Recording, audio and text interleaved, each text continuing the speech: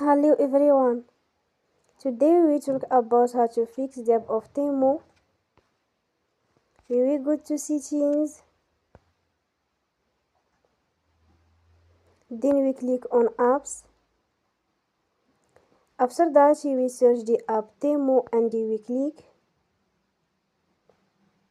Then we on for stop. After that we go to storage. Then we click on clear cache. In the end, turn off your phone and you will recharge your phone again.